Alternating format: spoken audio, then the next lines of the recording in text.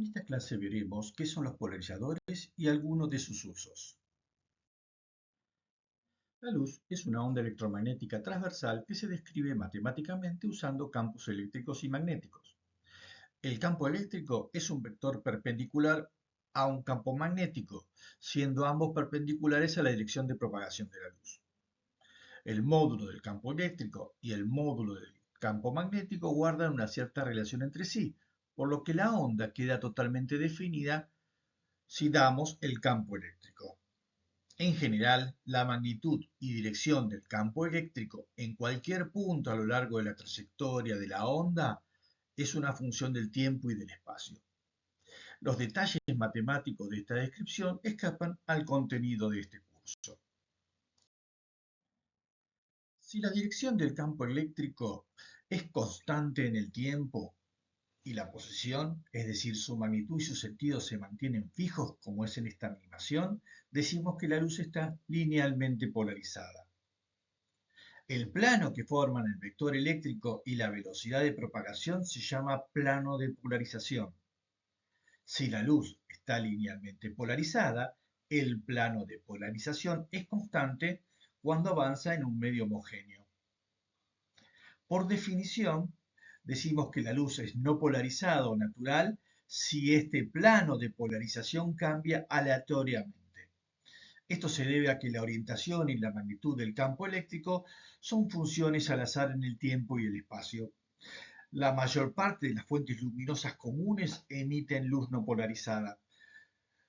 Una mezcla de luz linealmente polarizada con luz no polarizada produce luz parcialmente polarizada. En la práctica podemos obtener luz polarizada por varios métodos. Uno de ellos es por absorción de la luz.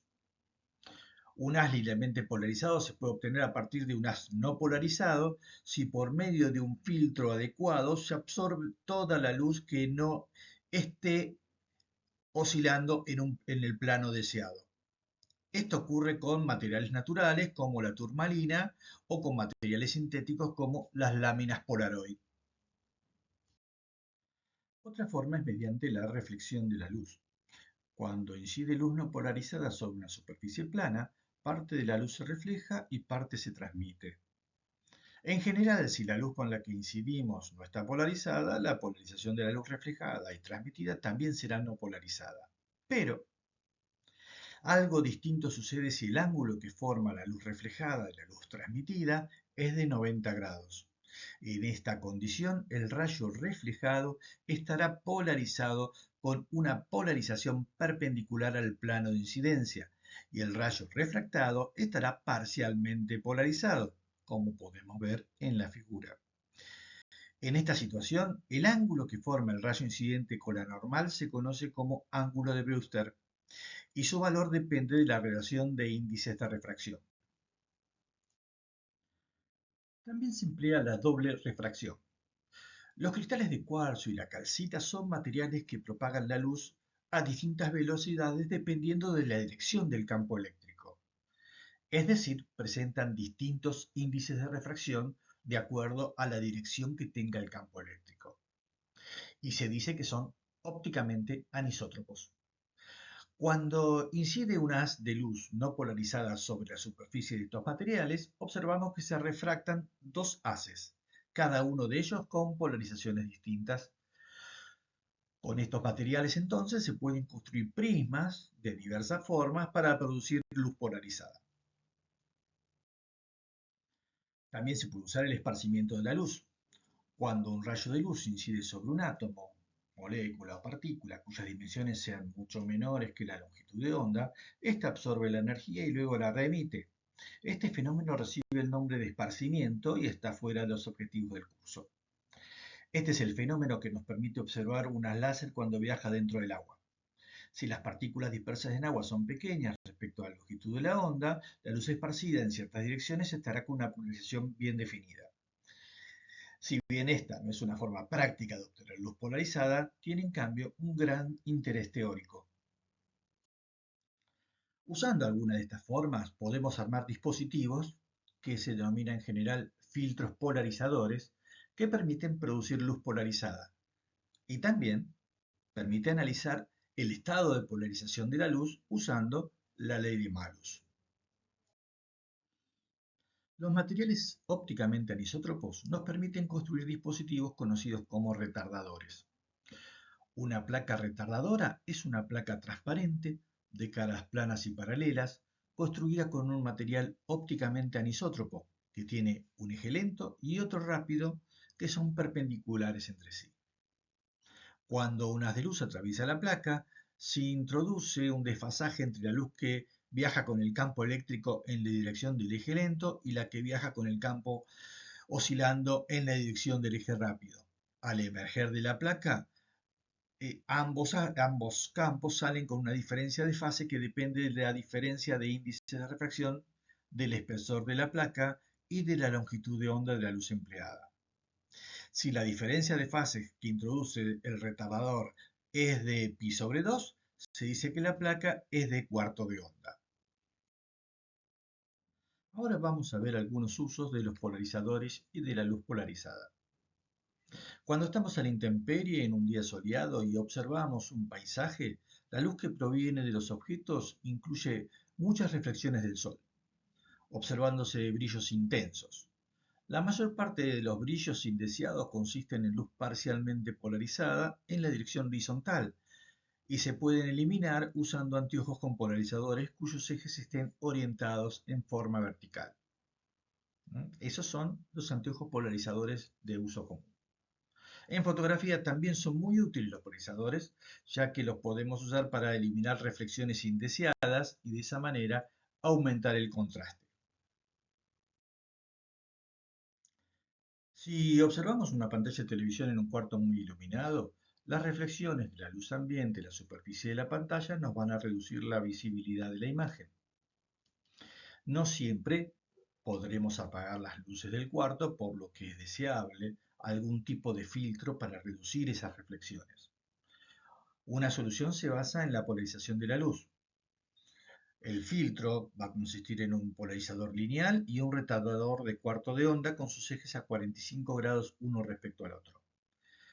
El 50% de la energía incidente se absorbe en el polarizador y el 50% que transmite se convierte en luz circularmente polarizada mediante el retardador de fase.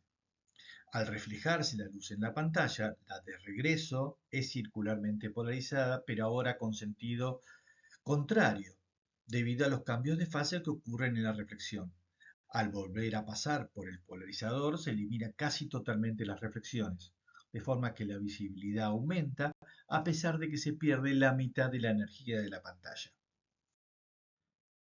Si un material dieléctrico transparente sufre esfuerzos locales, ya sea tensiones o compresiones, en las zonas donde ocurren estos esfuerzos, las moléculas se alinean en una dirección preferencial.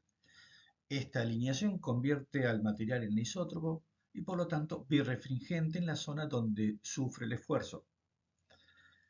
Estas zonas bajo esfuerzos mecánicos se revelan usando luz. Si observamos la pieza cuando la colocamos entre los filtros polarizadores, vamos a poder ver regiones donde se manifiestan estos esfuerzos mecánicos.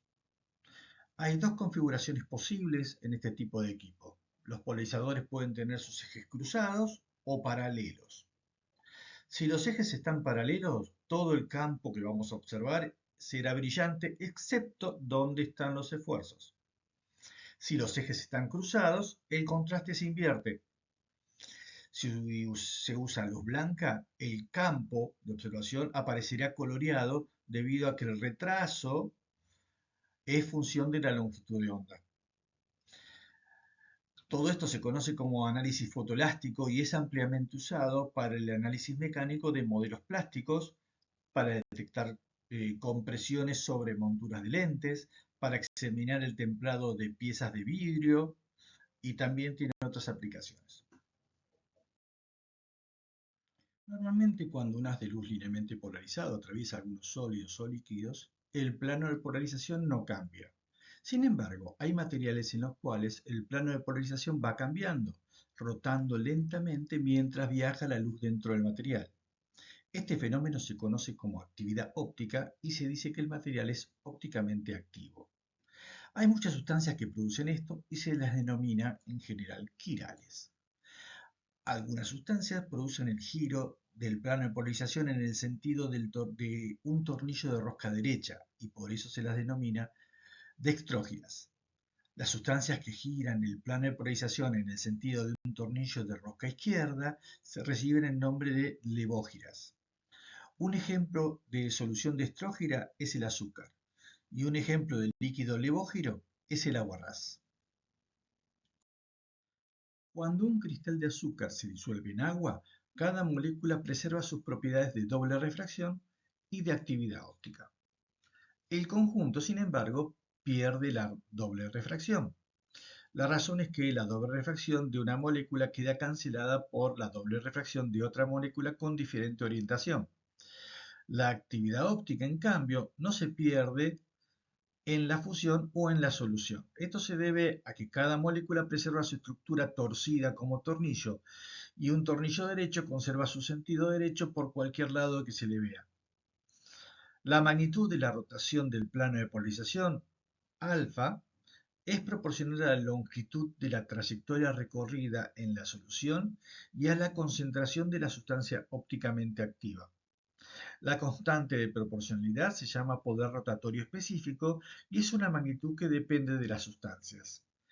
También el poder rotatorio específico depende de la temperatura y la longitud de onda de la luz empleada. La actividad óptica es un fenómeno ampliamente empleado en química, biología y medicina. Esto se usa con el fin de determinar la concentración de una solución de un material ópticamente activo, como por ejemplo el azúcar. Las medidas se hacen por medio de un instrumento llamado sacarímetro. Un sacarímetro es un instrumento especialmente diseñado para medir la concentración de la solución de una sustancia ópticamente activa. El nombre sacarímetro viene del hecho de que el azúcar es una sustancia ópticamente activa, dextrógera, muy común. En general, estos instrumentos reciben también el nombre de polarímetros. El polarímetro es un instrumento utilizado para medir la rotación de sustancias ópticamente activas. Se usa generalmente para determinar concentraciones y también como control de calidad verificando la pureza de una muestra. El polarímetro tiene dos filtros polarizadores, un filtro polarizador fijo y un segundo filtro polarizador que se llama analizador. El analizador está montado de forma que se puede girar sobre su eje y determinar de esta forma el ángulo que rotó el plano de polarización al atravesar la muestra. Mediante la información del ángulo de rotación y el tipo de sustancia, conocido el poder rotatorio específico, se puede conocer la concentración. Generalmente se usa luz proveniente de una lámpara de sodio a baja presión que emite a 589 nanómetros y a una temperatura de 20 grados Celsius. En la tabla se pueden observar el poder rotatorio específico de algunos azúcares.